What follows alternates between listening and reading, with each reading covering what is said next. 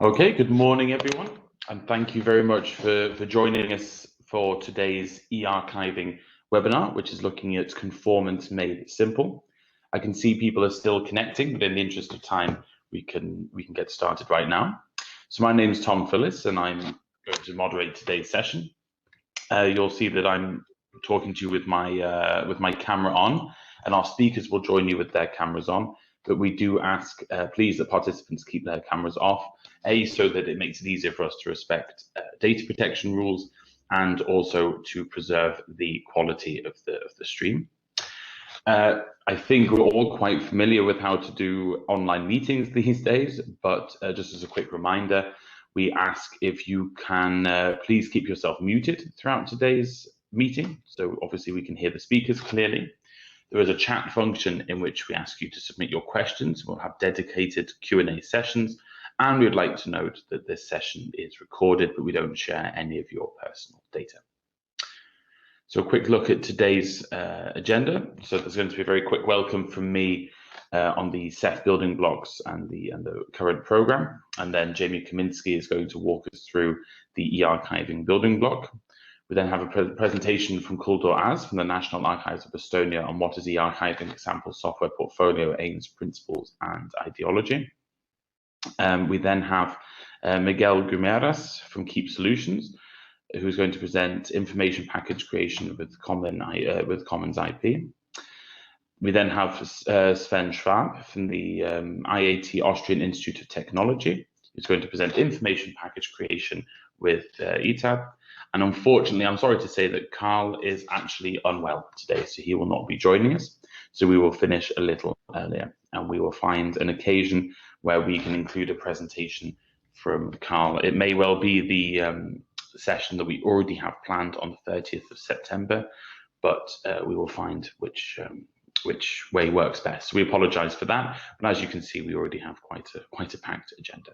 And at the end, we have a dedicated Q&A. So a quick welcome word from me on the CEF building blocks and the CEF program.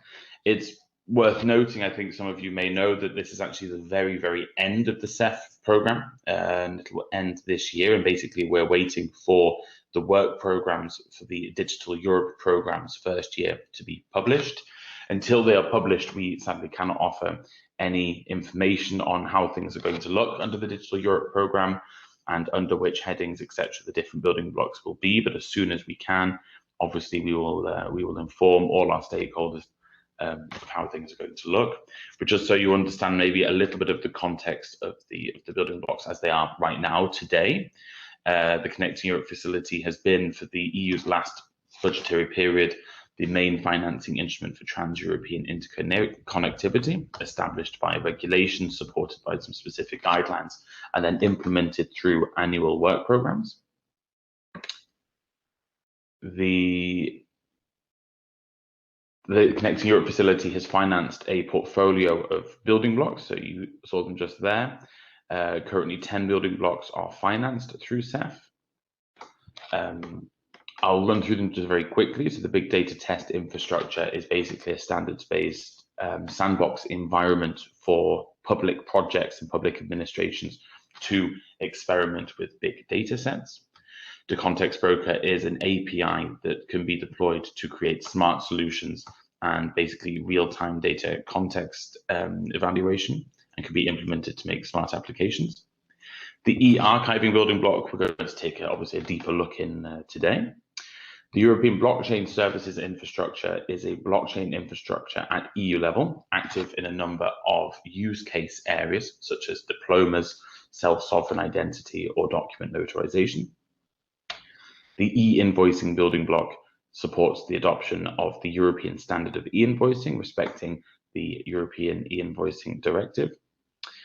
The eID, e-delivery, and e-signature building blocks all implement the provisions of the eIDAS regulation. That's the regulation on authentication and trust services in the internal market, for those of you who may be familiar with that regulation. The eID building block supports the interconnection of national electronic IDs between the different EU member states. E-delivery allows for the secure exchange of data across borders, and e-signature supports the creation of electronic signatures that are both legally and technically compliant within the EU's trust framework, again set up by the eIDAS. And finally, e-translation is, again, either a web-based tool or an API that can be implemented to make digital services multilingual. So that's, in a very quick nutshell, the services that we have.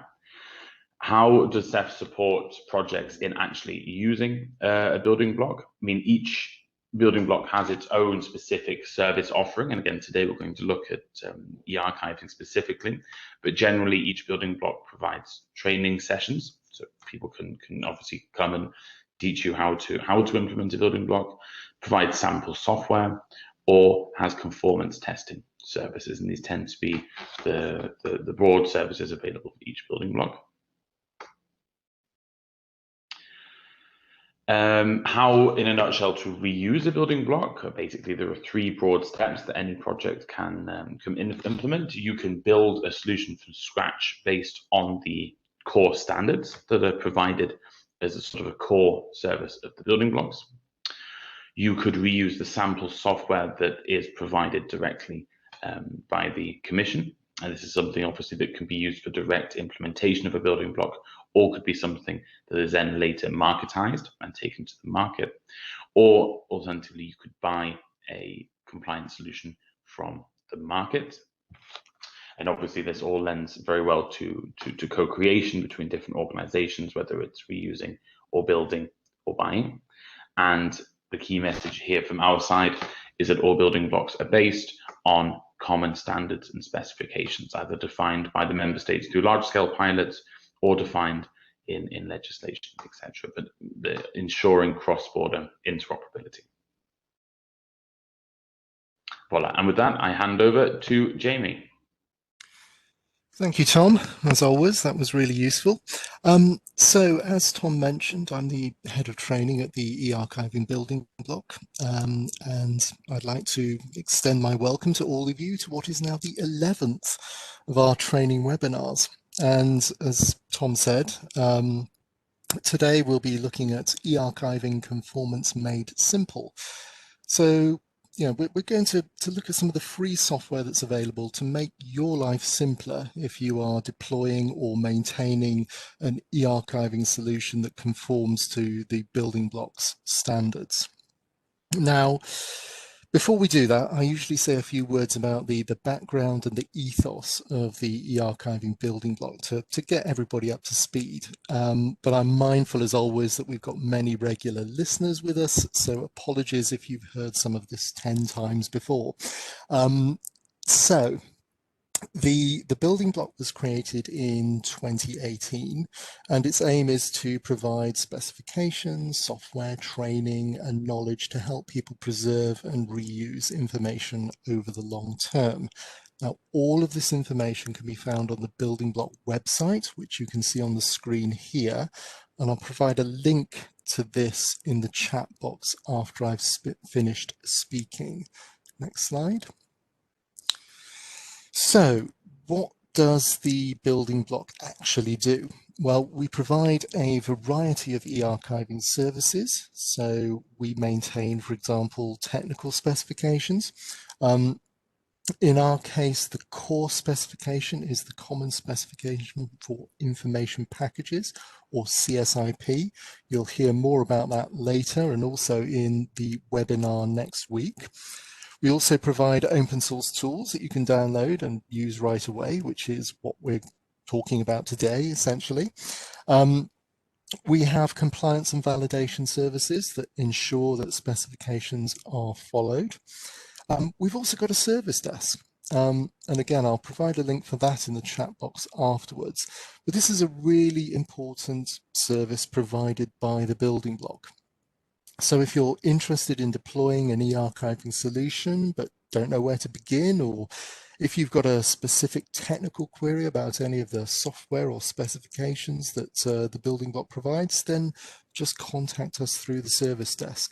There's also a knowledge center where you can find out more information, and again, I'll provide links later. So in addition to this, we've got outreach and community engagement activities. and we are developing a training offering, of which this is a part. It'll take the form of webinars like this, video training, modules on the Moodle platform, amongst others.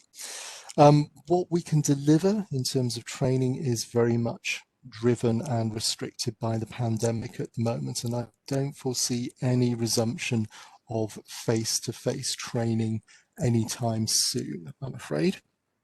Next slide, please. So very quickly, just a brief preview of our forthcoming webinars. As you can see, we've still got 6 to go in the season. So the webinars run on the second and last Thursdays of the month, starting at 10 CET or CEST. The next webinar will be about putting the content information type specification in the CSIP package. For various reasons, that's running next week, so Thursday the 27th of May, starting at 10. And we'll have Karen Bradenberg back again to give us an insight into METS, the metadata encoding and transmission standard, how it's used to create a package that adheres to CSIP, and then that'll be followed by a look at the different ways that standards are used to create a content information type specification. Now, Karen is one of the architects of CSIP, so it's really good we've got her speaking next week. So I'm really looking forward to that. Then we've got sessions on the 10th and 24th of June on the practical applications of digital archiving.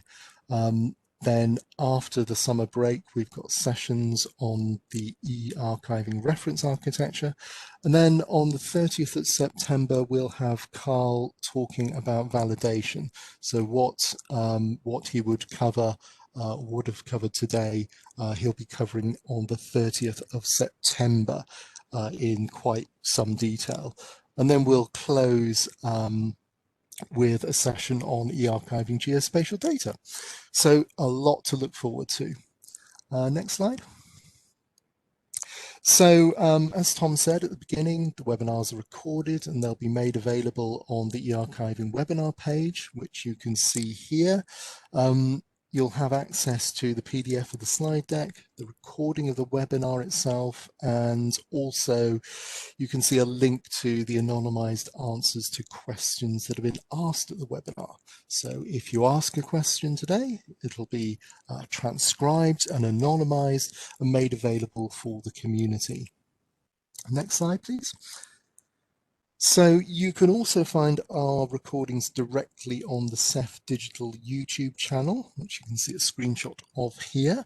And I always say this is a great resource because it's got videos not just from e-archiving, but all the building blocks. So it's really well worth a look if you haven't done so already. There's so much good stuff on this site. Next slide, please. So our webinars are part of a broader range of outreach activities that include things like workshops, presentations at conferences. Obviously, as I said, this has been curtailed by the pandemic, but as soon as we can resume, we will. In terms of communications, we've got a LinkedIn group. The link's on the screen, but as I said, I will provide this in the chat afterwards, and also a Twitter handle as well. Next slide. So finally, today's webinar, as I said, will explore the building block sample software portfolio. So the portfolio essentially provides, as we've said, reusable open source software components for 2 principal tasks. So first of all, assembling data and metadata into valid e-ARK information packages. And then secondly, the validation of information packages to ensure that they conform with e-ARK specifications. And all of this reduces the need for local development at your end, and ultimately will help e-ARK specification conformance run a lot more easily. So to talk about this today, we've got three speakers now. So we've got Miguel Guimarães from Keep Solutions. We've got Sven Schlab from the Austrian Institute of Technology. And our coordinator and first speaker for today is Kulda Ars, the Deputy Director of the Digital Archives of the National Archives of Estonia.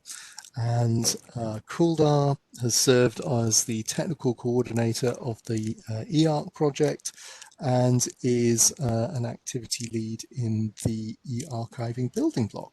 So Kuldar, over to you. Thank you, Jamie. So yeah, it's my name is Kuldar Ars, as Jamie already said, from the National Archives of Estonia, and yeah, my job has been over the past almost 10 years now already to coordinate the technical people within E-ARK and the archiving building block.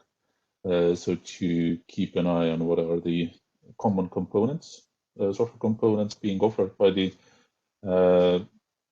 archiving building block and being offered to the overall archiving community, and to also make sure that we listen to the voices of outsiders, so the other developers, other archives, archivists, about their needs, their opinions, and make sure that the building block continues to offer exactly the kind of software that is needed by the community. First, kind of what is the, before we really dig into the what is probably going to be the most technical webinar out of the whole webinar series, I'm just trying to explain a little bit about what is the ideology, what is the sense or meaning and the purpose of the eArchiving Central software portfolio with a few more words. So what Tom already said before is that all the building blocks are specifically about interoperability. So it's whatever building block you're looking into, is it eID, is it e-signatures, is it blockchain, is it eArchiving? It's about interoperability, doing things the same way, everybody using the same specifications.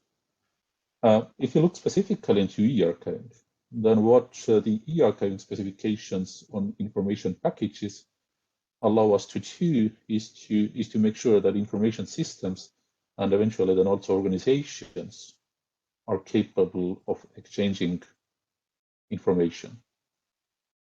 If you're capable of exchanging information in a common way between systems, then one of the possibilities which is open for you is also the transfer of information to systems which are capable of keeping the information accessible for extended periods. So the problem we are trying to solve in the end of the day with interoperability is that your content is not stuck in your records management system, content system, database system, whatever business system, but it can actually at some point, maybe when it's not needed anymore for kind of in a time critical manner, you can transfer content from this live system to an archival system, and as such you can save costs by keeping your system more secure, but also you have the archival system or the long-term preservation system which implements the long-term accessibility means, which means that you can be more assured that the data you preserve is also accessible in 20 years, 30 years, 40 years. But obviously, all of these benefits you will only gain if everyone is indeed using the same specifications. So the first step, everybody using the same specifications, is actually the really crucial point we are constantly thinking about. And so that actually leads us to the implementation aspect. So what is eArchiving building block doing in order to ensure that everybody is using the same specifications, eArchiving specifications? And here it's kind of a carrot and stick scenario. So on the stick side, what we are trying to do is that we are constantly saying to EC agencies and also the member state governments that you should enforce and use eArchiving in tenders. So if you have a tender for an archival solution, then you always should request this archival solution to be eArchiving conformant.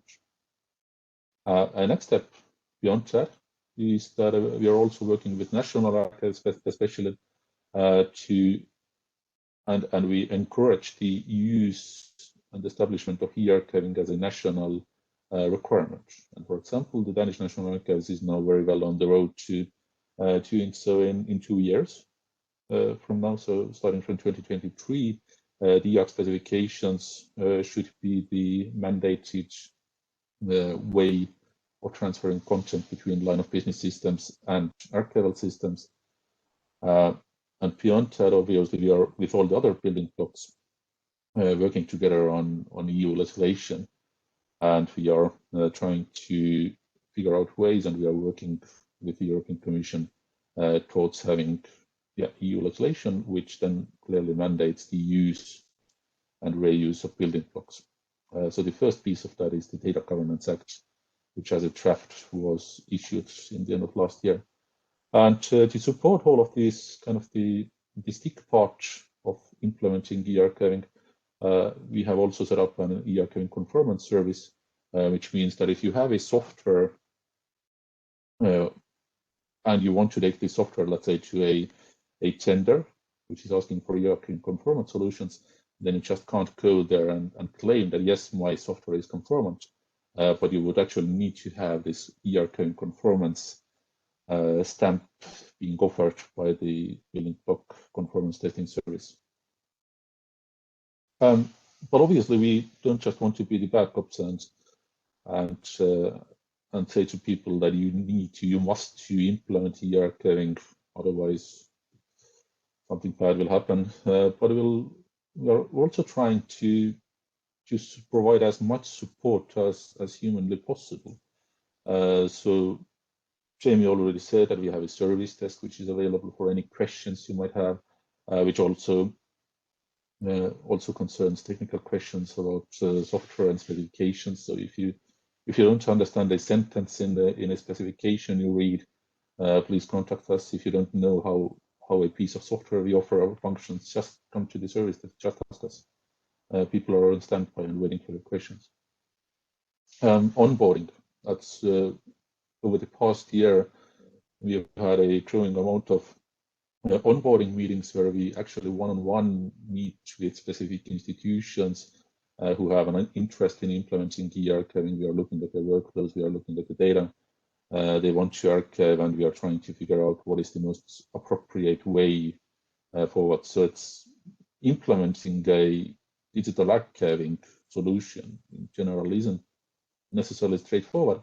So we're trying to really help you as much as possible. Training, webinars, videos, multiple courses, which Amy already covered.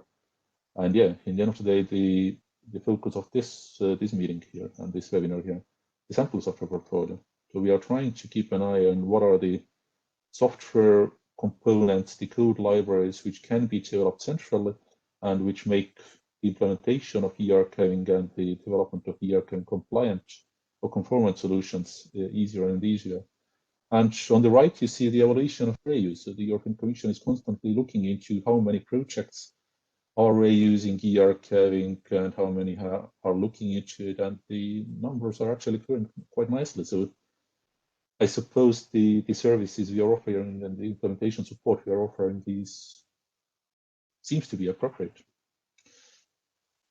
Now, getting closer and closer to the actual software, then just to mention in the very beginning that all the sample software we knowingly keep to be open source.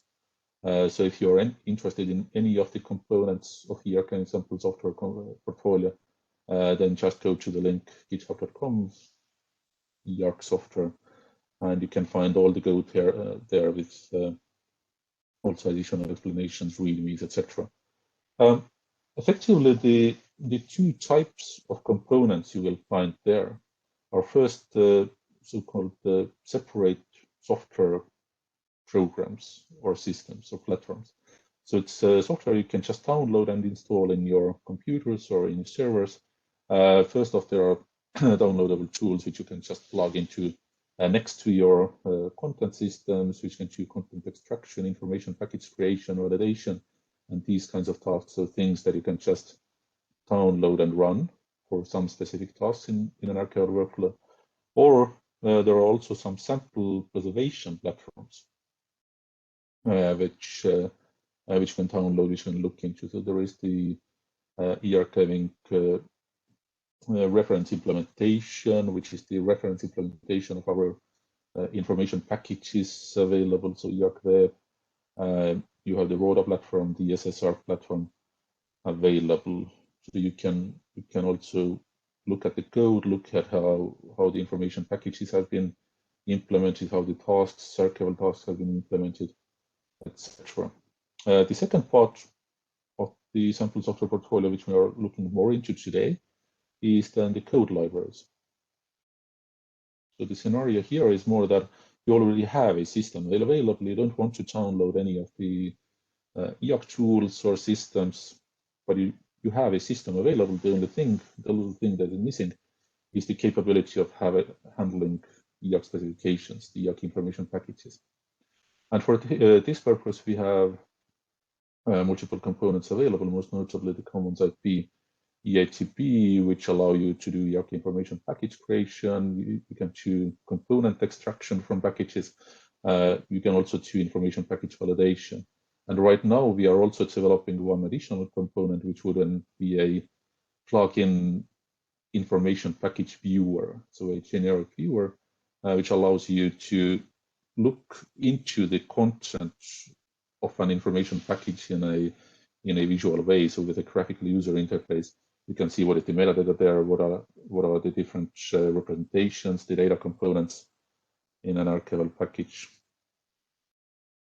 So getting more deeper into the implementation scenarios, then basically, what does it mean to be eArch and conformant? We all know that in the end of the day, the archival scenario is that you have some data in your source system. Is it a database system, records management system, a simple hard drive, a cloud-based system, a data warehouse, if you want to. And at some point, you come to the clever idea that this data needs to be archived. It doesn't need to be in the live system anymore, but you want to send it to some kind of a archival storage and archival system. And so you first thing you need to do is to extract the information to be archived. Then you get some data and hopefully also some metadata to describe the data, and you send it to an archive, which is a nice safe place, capable of keeping your data accessible for 20, 30, 40, 50 years. At some point, obviously, you're not only sending data to be kept at an archive, but you also want it to be reused. So you need to have services and possibilities to extract data from the archive and send to appropriate reuse services. Is it just to the human, some kind of artificial intelligence, data mining, etc.? So there are a number of different scenarios and possibilities of where an archive should need to be connected. Being eArch compliant obviously just means that your system, your source system, is capable of exporting content as eArch information packages. Your archive is capable of receiving, checking, and understanding eArch information packages. And your archive is then also capable of storing, exporting, and providing reuse of eArch information packages. Three main scenarios that we have been looking into and which we try to support with eArch and building block in this larger kind of archival workflow are now going to be presented. So the first one is potentially the most simple one to implement. So if you don't want to intrude into your already available systems, you don't want to, or if you don't have the possibility to change how your record management system or database system functions, then the straightforward thing is to just to download a SIP creator tool like RODA or eArch from the eArch sample software portfolio. You install it next to your systems. You export data and metadata from your source system, and then you use this separate standalone SIP creator to take the data and metadata and create a valid information package, which you can then send to a compliant archive. This kind of manual thing isn't always the most reasonable thing. You want to automate things more, especially when you have larger amounts of data to be archived. And in these cases, you would rather like to integrate kind of specification support, eArchiving specification support into your content system or source system, the ERMS database, as already said, which basically means that you develop quite a simple workflow, which allows you to define first of the data and metadata to be exported. So maybe through some queries, find me all the data which has been created between 2005 and 2010, and please find all the metadata about this and create an export package out of that. For the creation of the actual export package, then that's where the Commons IP and the ertb code libraries come into play. So you don't need to read through all of the eArch specifications. You don't need to develop the code from scratch, but you have then code libraries available, which you can just say that, okay, here is my data, here is my metadata, please create a valid package. We also have a integratable eArch validator available, which means that in your source system, you can immediately already also check, is this information package valid? Has it been created correctly?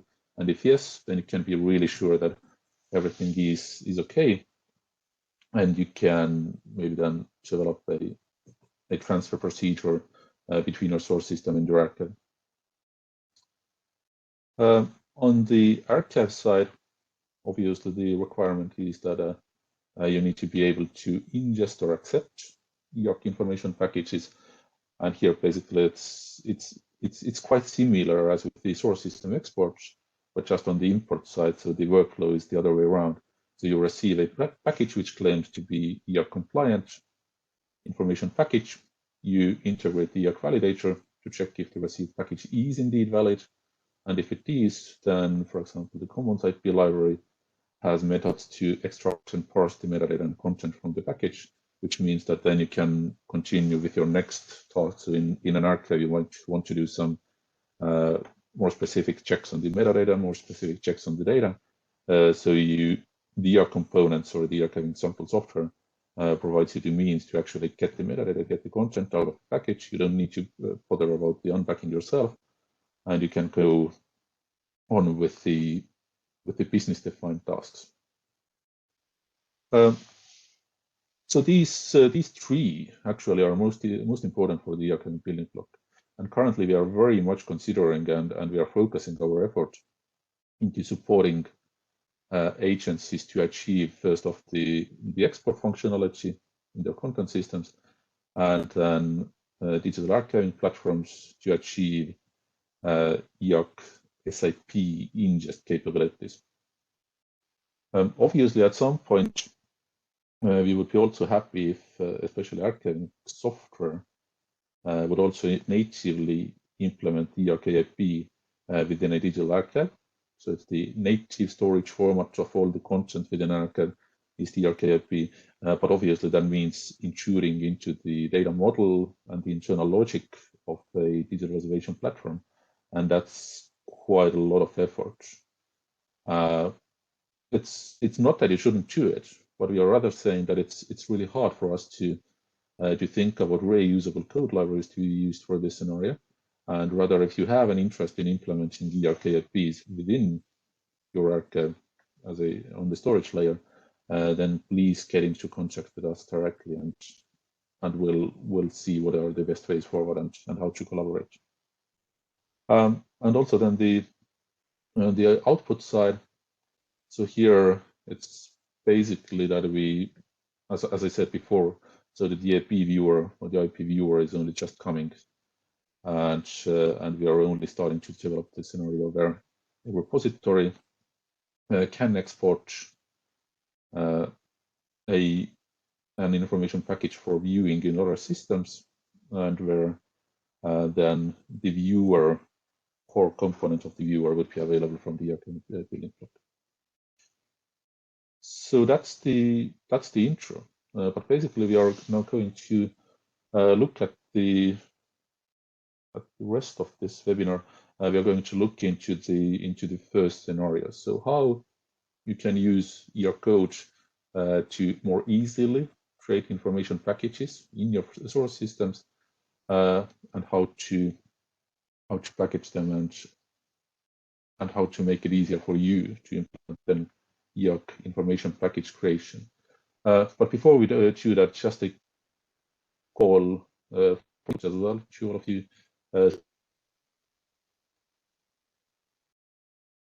Covering in the eArchiving building block, or if there are additional software libraries which you think might be developed centrally by the eArchiving building block, then certainly let us know. We're open to all of your ideas, and we are willing to consider all of your good thoughts. But that's it from me, which means that I'm also going to stop sharing and give the floor to Miguel Quimaras from Keep Solutions, so one of our developers who has been within E-ARK already since.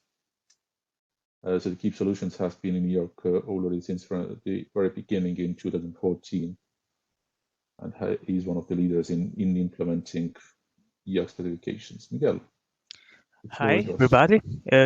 Are you all seeing my screen and listening to me? Yes. Okay, so my name is Miguel Guimarães and I'm a software developer from Keep Solutions. And I'm here to present how you can create information package using the Commons IP. Information package has a lot of complexity associated to it. So you have to create manifests, checksum, you can organize the presentations, you have some types of representations, you can add documentation, you can add schemas, you can add support metadata. All of this can be done automatically with some tools like the Commons IP or the ATBD. And manually, this is a big effort. So how this works, you have the ER information on file system or archive manager. And by using the Commons IP, you can create an eArch zip with all the structure already defined and all the files already calculated by the tool itself. The Commons IP is a Java library that provides an API to manipulate information package.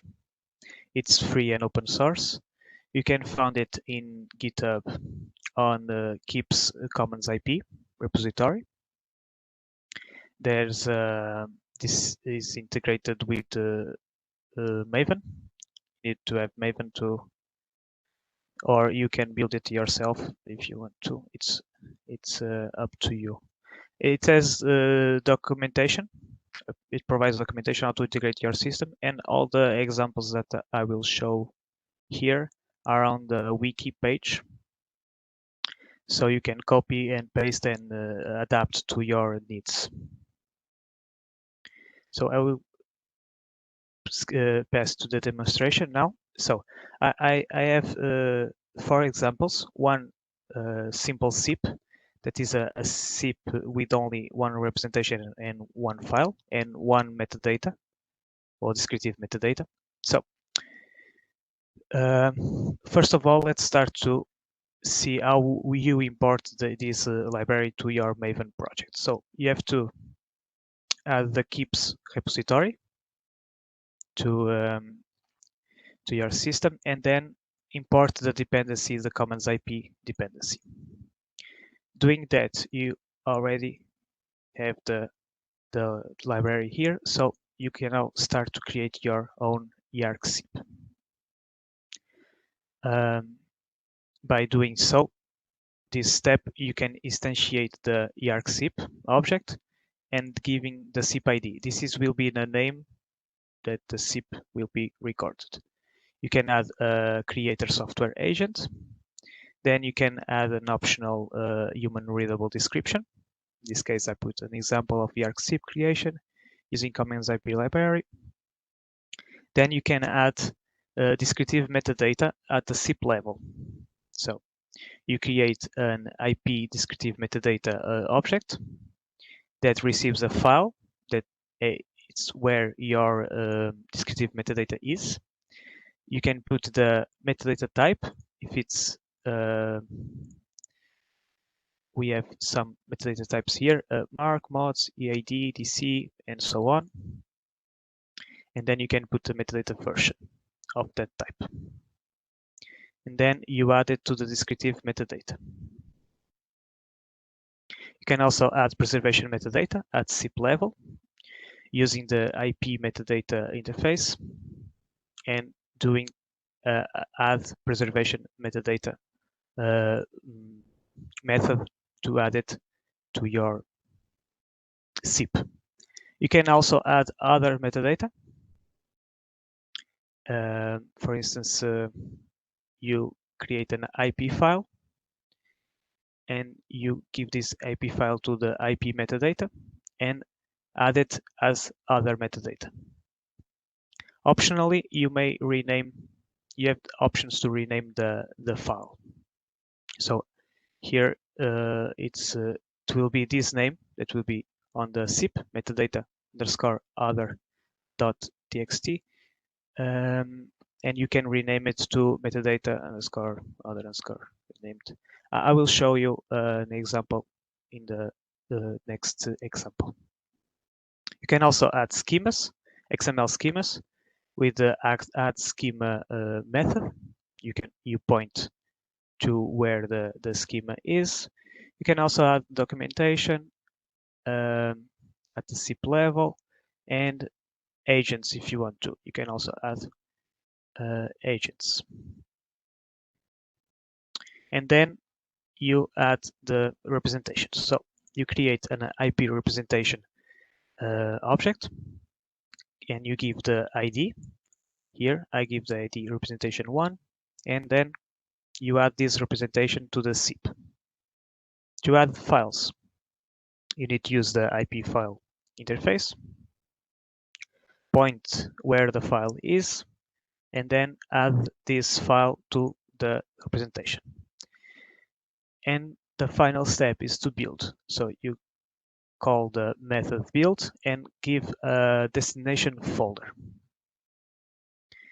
Doing that, you will have a zip here, simple eArch zip.zip. I unzip it so I can show you the content. So we have the documentation that we added, the metadata, 3 levels, descriptive, other, and preservation. We also have the mets file with all the checksums calculated for you. You don't need to do that.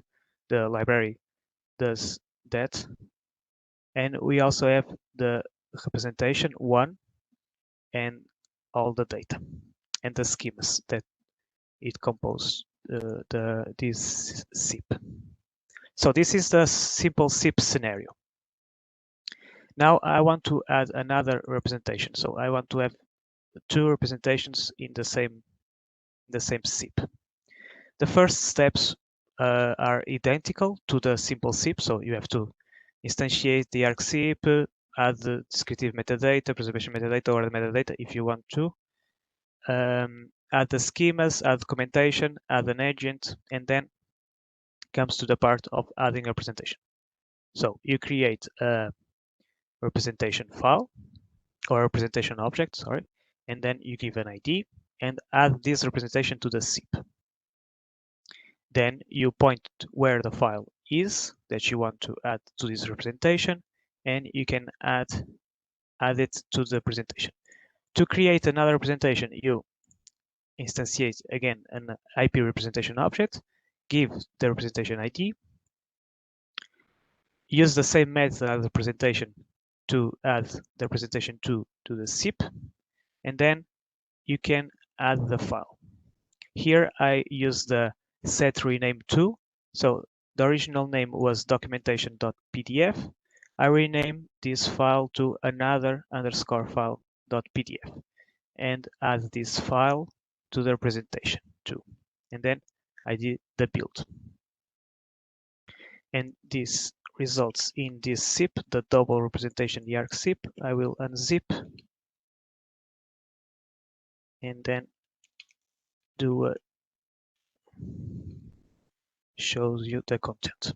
So I have the documentation, the metadata, and here on the presentations I have one representation the presentation 1 with the documentation.pdf file, and the representation 2 with another underscore file.pdf.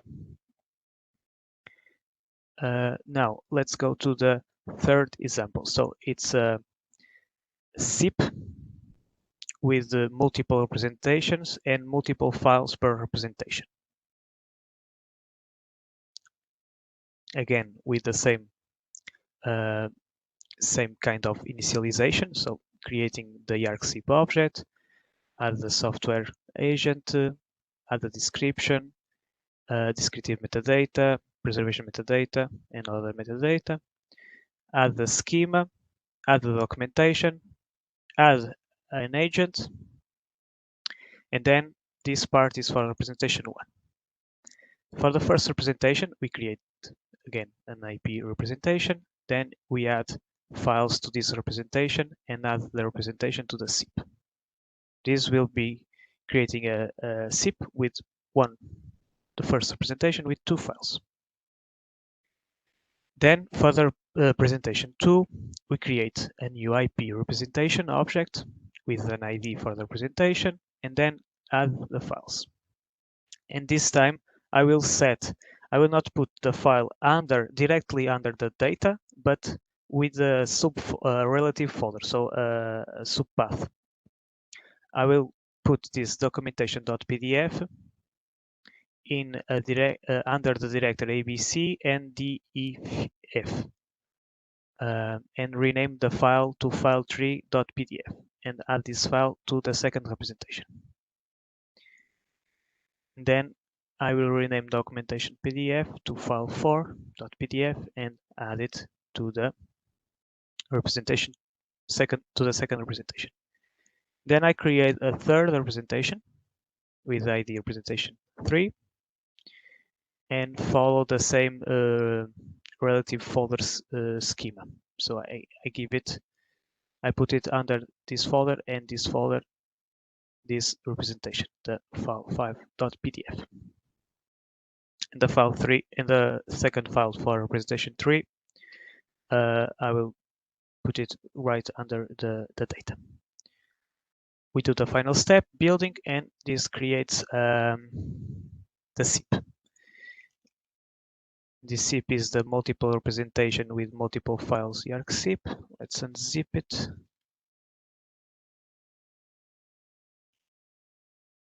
And show its contents.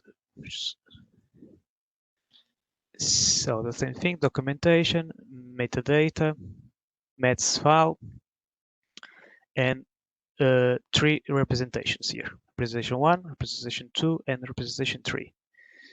Representation 1 has all the files under data. Representation 2 has the file 3 under DAV, ABC, and data. So it has a path to it. And representation 3 is also a file within a relative path or subfolders. Now to the full eARK SIP. So the full capabilities of you can put on inside an eARK SIP. So instantiate the SIP with the eARK SIP object again, add the description, and then you add instead of 1 descriptive metadata, I can add more than 1. So to do so, I create the IP descriptive metadata file, metadata object, sorry, and then I create 1 double in core and 1 EAD type. So two different types of descriptive metadata that I added to the SIP.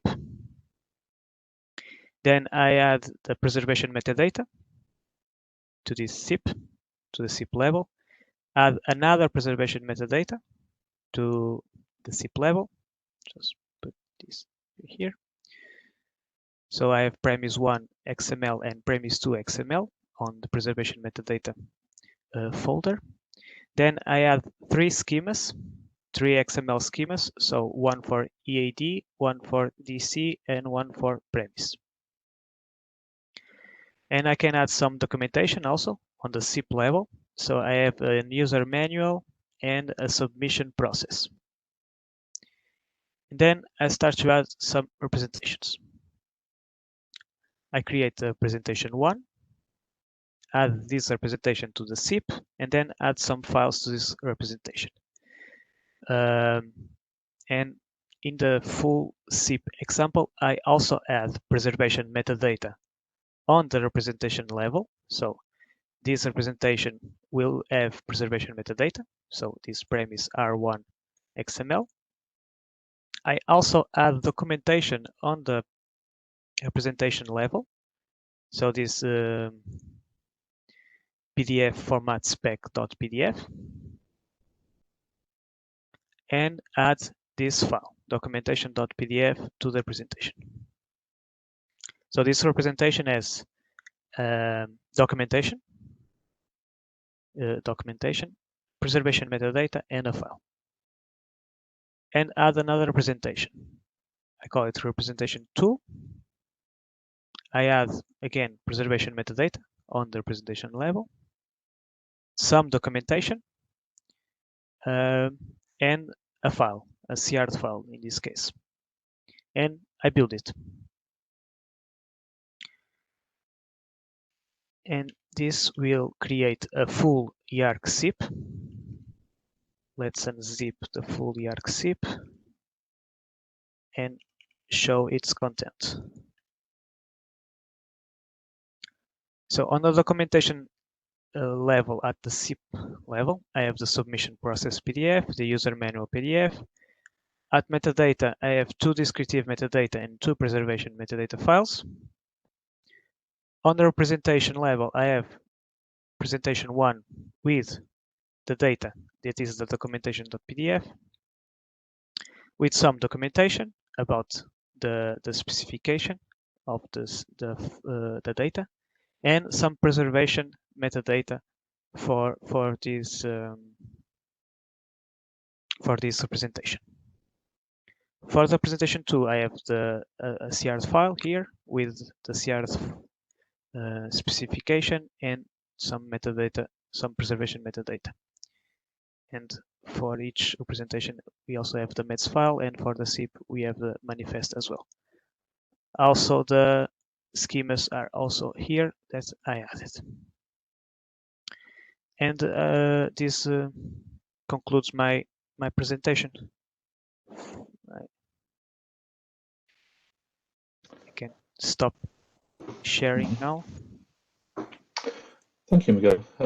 It's really, really fascinating. And in the end of the day, yeah, we didn't go into the details today about what a information package specification is. So there are other webinars for that. But obviously, creating all the mets files and things that that Miguel made very, very easy right now is, of course, a bit more complex in the end of the day. So there are really, I hope you could see that already the Commons IP is taking a lot of burden out of developers. However, there is the question in the chat box, which, Miguel, I hope you're capable of answering. So it's, is the expected use case that developers at institutions will use these libraries to create compliant SIPs in their institutional context, or do generic wrappers already exist to be able to wrap different content? So as far as I understand, it's really the question is, if the implementation scenario in the case of Commons IP, is it that you take the code and you implement the code, or is there some kind of wrapping or API level integration possible as well? No. For now, you only have a library that you have to import in your project and use it. We don't have an API that you can call it and it does the work for you. You have to use the methods that are shown, that are available also on the wiki, to create your SIPs. You can do a wrapper yourself. Yeah, you can use the Commons IP library to integrate in your wrapper, and then use that wrapper to your needs. Yeah. Also from my side, I can just say that the external developers we have been talking to are actually more interested in this kind of code libraries at this point in time. So they want to have the information package creation, in their opinion, should be developed rather as a deep integration and deep implementation instead of a kind of a task which is wrapped. But if you have other ideas, and if you think that over the next year or two, E-ARK should continue also developing these codes and wrapping these codes as a even more easier to reuse components, then yeah, let us know about your opinion. And if you want a GUI, you have Rodin that helps you in the process. Rodin you don't need to know code, you just need to drag and drop and fill the forms. But yeah, follow-up comments expected. So yeah, the topic is good, and the recommendations are good. So yeah, if you can provide us more details, then please go forward. I don't see here any further questions in the chat. So with that, there's one from Rauno. Does the SIP creator also check the XML files against schemas? On the moment of creation, I don't think so, but on the moment of parse, it checks. It checks the schema against the XXT against the XML. But on the moment of creation, I'm not sure. For that, we'd rather have the validator. Yes. So there is the whole separate validator, which can take any information package and which goes into the schema checking and content integrity, package integrity checking, and does a lot of different steps. Though, yeah, unfortunately, Carl isn't feeling well today, so we need to present how it's exactly done on another occasion. Okay. But that seems to be all of the questions right now. So yeah, please, Sven Schlark from the Austrian Institute of Technology. So the Austrian Institute of Technology is also one of the long-term partners in E-ARK as Keep Solutions, and specifically they have been developing the E-ARK reference implementation. So they are really the partner in E-ARK who have to be the first to implement any changes in our specifications and release these as part of their go-to. So Sven, please. Yes, hello. I hope you can see my screen and hear me clearly. Yes, very good. I will be presenting the eArchiving toolbox, short EATB. This tool is very similar to what Miguel just presented. So it's also a tool that allows you to prepare E-ARK information packages. So in this presentation, I will first show a bit the application context of the eArchiving toolbox EATB. Then explain how to install EATB and how to use the command line interface. Then how to use the EATB package in your own application, and which modules EATB provides that you can use.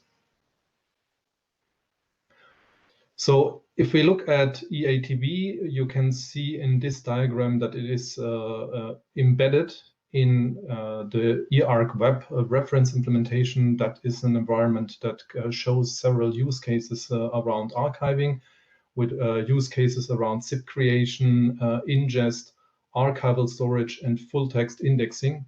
So those align a bit with the OIS functional entities and show reference implementation of these functions. The eArchiving toolbox itself is mainly for the creation of structural, descriptive, and preservation metadata that you need for the package, and the package creation itself, which is building a tar out of which is then creating a transferable entity from that. Underneath, there is the Python IP validator, which can also be used because once the package is created, before starting the ingest, it can also be validated using a rule-based validation based on schematron.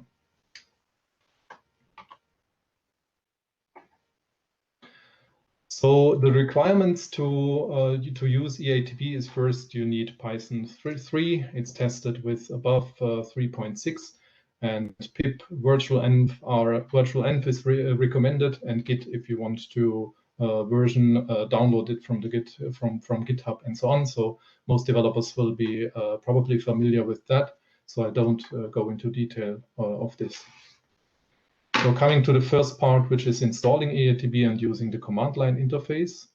To get eATB, you go to the GitHub repository that Kuldar showed, where eATB is also available. You can get the URL from there and just run a git clone. If you don't have Git, then you can simply install it, at least in a Linux environment, where in a Debian-based environment with the command that is shown on the right. It is then recommended that you create a virtual environment in which you can install the required dependencies. So in this case, we create a virtual env folder within the downloaded eATB codebase, and in this environment we can then install the dependencies. So you can here you need to make sure that the environment is activated, which is shown below. Once you have created the virtual env, you can start installing the dependencies by just using the requirements txt file, which is provided as part of the package. So what is required to actually create an information package is the data itself. Here it is shown that we have one package, my IP, and in this package we have a minimal setup, which is just showing the principle. This is according to, so the package structure is according to the common specification. You can look that up in the link that is shown on the bottom left. And it shows here that you have in the package my IP, you have a metadata folder with a Dublin core XML file. Then you have the representations folder with one representation 1. This folder contains a data folder, and there is an example file. So we keep it very simple here. You can look also at this in the example environment.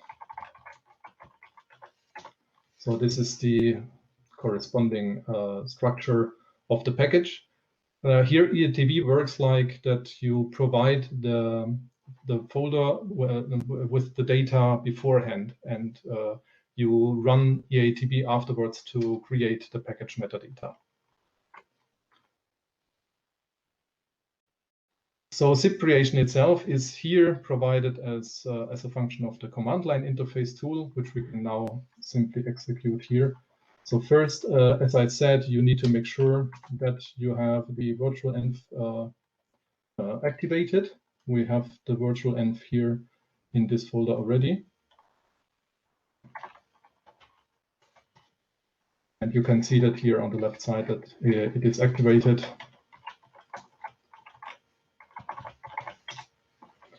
And if you do a pip freeze, you will see which packages have been installed in that virtual environment. So creating the package. So this is the code base. This is the folder more or less what you get when you when you clone the package from GitHub.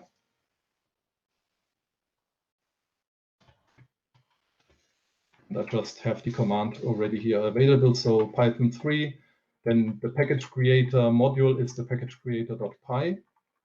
You can give the package a name, which is here my IP, and just indicate the directory where your IP is. And then execute this. And basically, you see from the outputs that several files have been created. So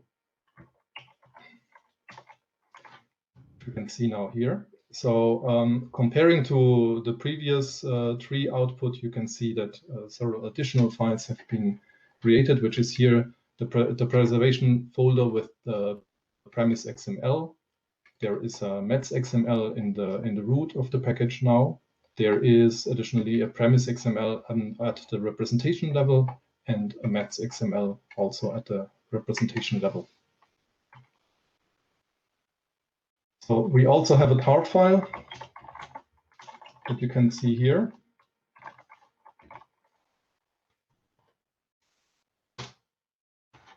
You can see when it's packaged, it's directly in the package is the mets in the root of the tar file, and then metadata and representation folder is the result of the package creation in this case.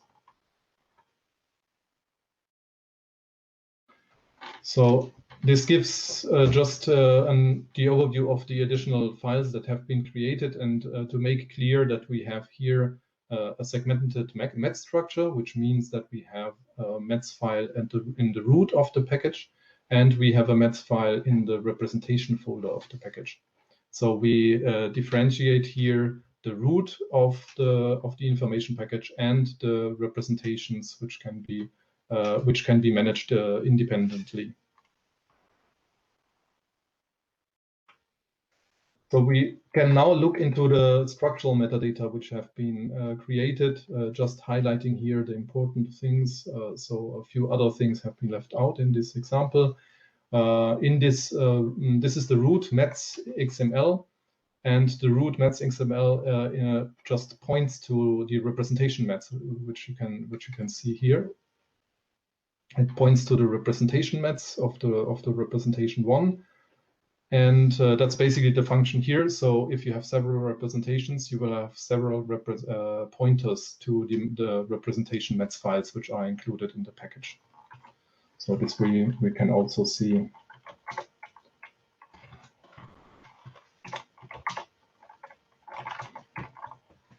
Just to have a look at the full example, this is what you can see here. So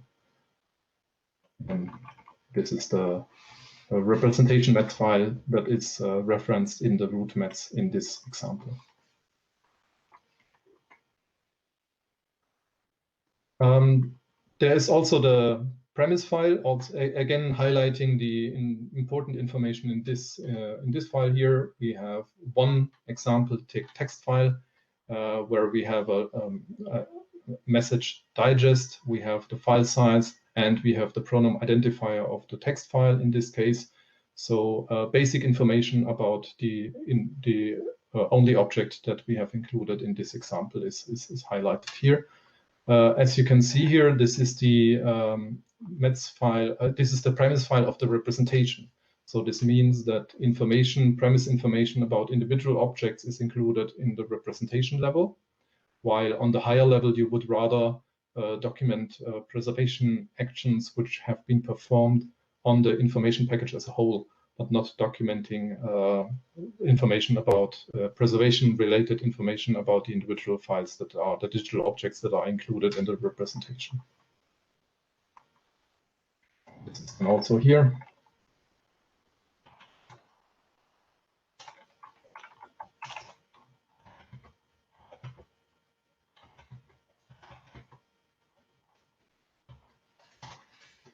So this is the information you can see here.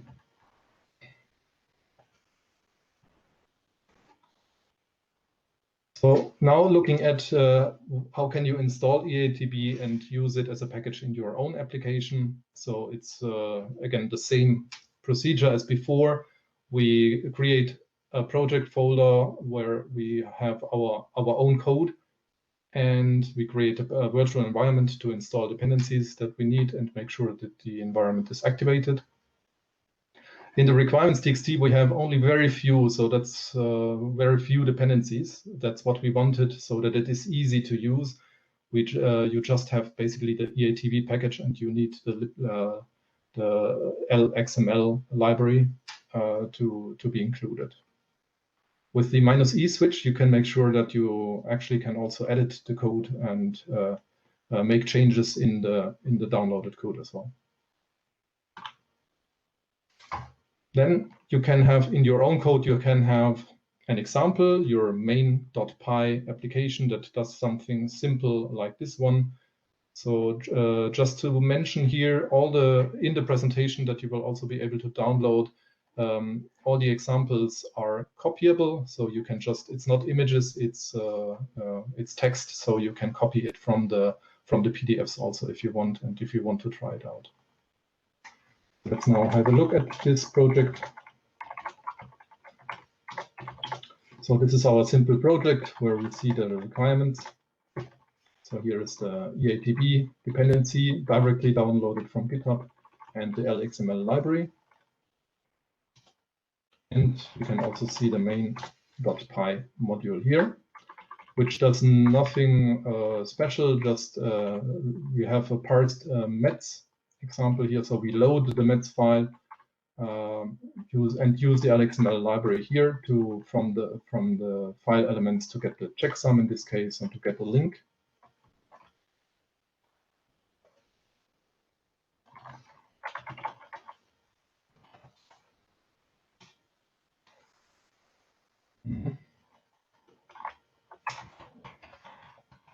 So we need to deactivate here the environment first.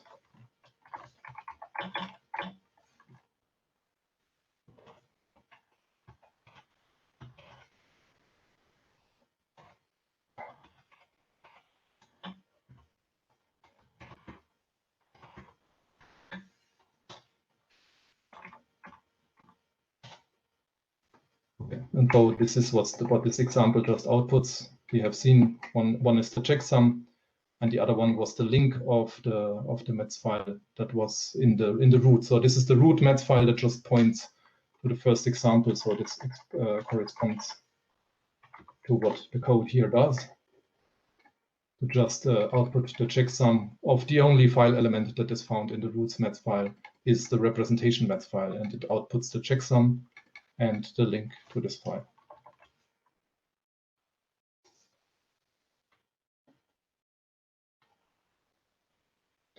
So the last part is to how to use eArchiving modules or which other eArchiving modules are available to be used. So first, there are a few metadata modules, which you see here is the metadata module, the mets part, which has a mets generator amongst other things. So this example you can use to just do the same as the command line interface application does. You use the code to create an information package with some basic information, indicating also the directory where the package lies, together with additional metadata that you can pass. In this case here as mets data is a dictionary that hands over some metadata to be used for the package creation. The same is for the premise part. Metadata premise holds the premise generator, which also provides basic functions to create the premise instance, and the parsed EAD to have access to a parsed instance of an EAD metadata file. The OIS folder contains several modules for AIP or SIP package creation. So this is about creating and the tar file basically to create the package after the metadata has been added to package the information package.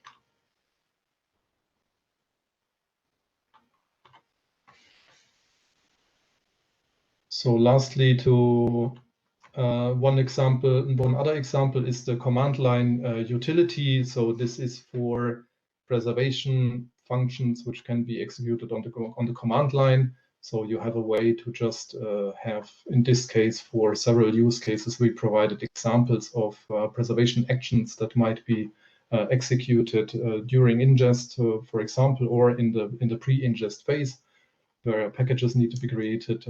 You can have a collection of commands that can be executed on the command line and just configure these commands before they are used.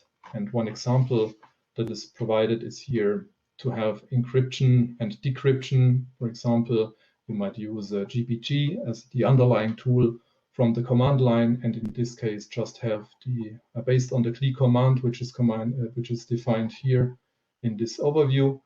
You can use this CLI command to encrypt a file first. Here, the demo example is encrypted, and then it is decrypted afterwards again. So this is just an example of how to use these CLI command utilities. Looking at other additional utilities that eArchiving provides, there is a lot about date and time handling, file handling, CSIP validation as well, but we will skip this one because it will be presented by Carl Wilson at a later point, as announced previously. Certainly for XML, because most of the metadata is provided in XML format. So there's a lot of functions around XML, loading XML. Also looking at the scalability aspect of this, so that large XML files can be handled by these functions. Storage adapters, well, there's plural, but at the moment there's only pear tree as an example, because pear tree implementation for the storage is used in the eArch web for the storage backend, but in principle, others should follow. There is also about an initiative to look into OCFL for the storage layout. You can think about S3 to have an adapter for other types of storages here. And CLI commands I have shown already. So that's basically the way how eArchiving can be used from the command line, how it can be integrated in your own project just by importing the package and making directly use of it. If you have any questions, feel free to contact us and write us an email if you want. Thank you. Thank you, Sven. There is indeed already one question in the chat box as well. So you mentioned you wanted to keep the amount of requirements low. Why did you choose LXML package over Python built-in XML parsing building package? Was it for performance reasons or some other features? No, there's no specific reason. That was no specific reason. The developer's choice. Yeah, developer's choice. Yeah. Okay. But that actually concludes our presentations today. Now I'm really eager to hear all the participants' ideas, questions, and thoughts. Obviously, there is a lot of technical detail included in both of the main presentations by Miguel and Sven. So we are also making an effort to make the recording of today's webinar available as soon as possible, so that you can listen it again very carefully, stop it at one point and see what was shared on the screen, so that it would be actually a implementer's learning resource as well, instead of just being a webinar.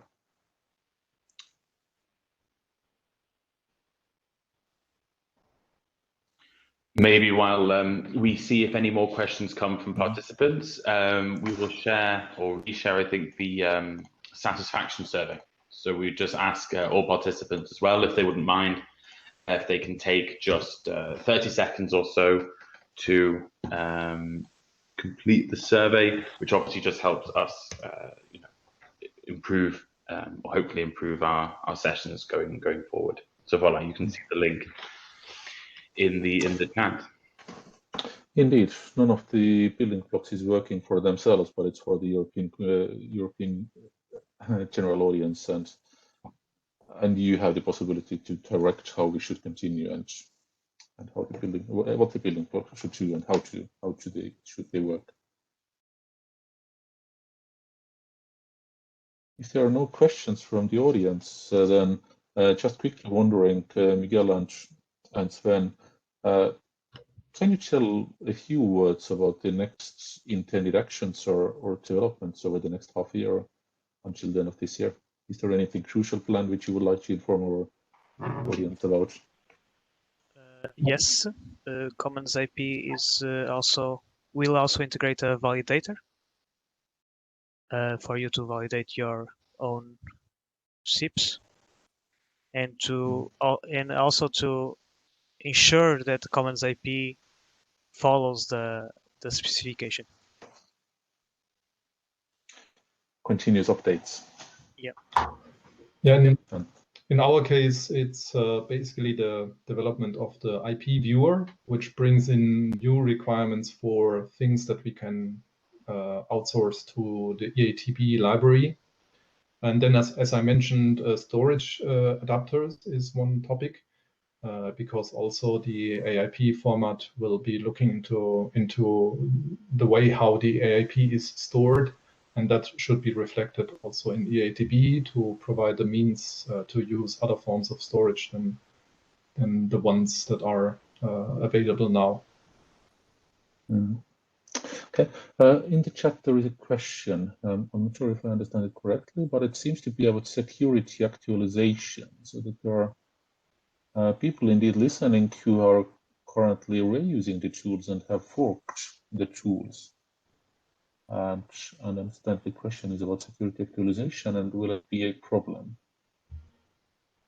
Is this question more to keep solutions or AIT?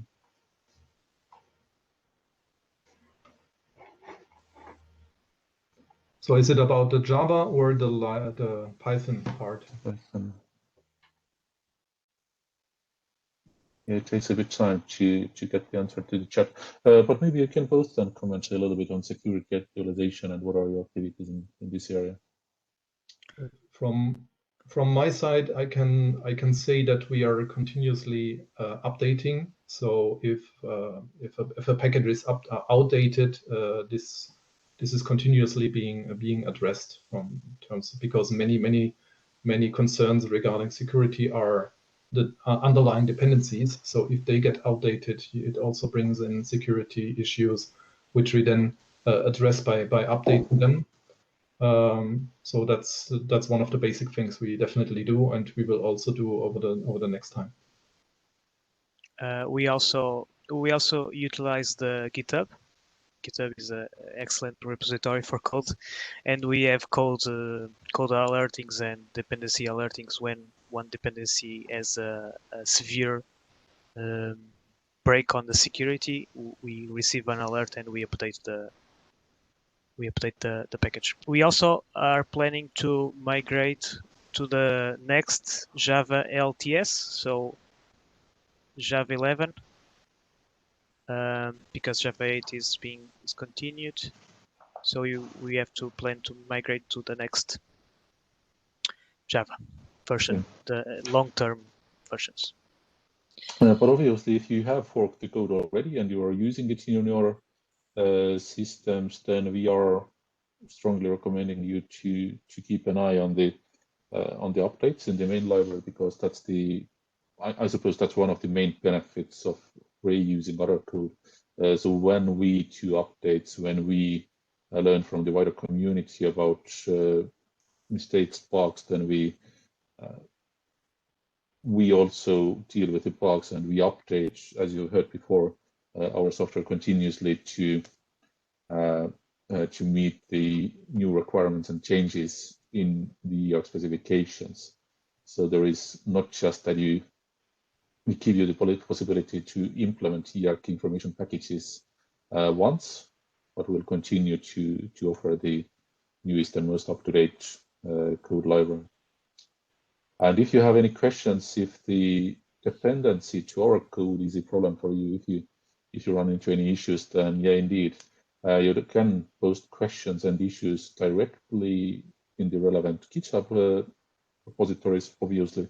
But as I said before, the service desk is available, and if you send any technical questions to the service desk, we'll make sure that the questions will be with the appropriate developer as soon as possible.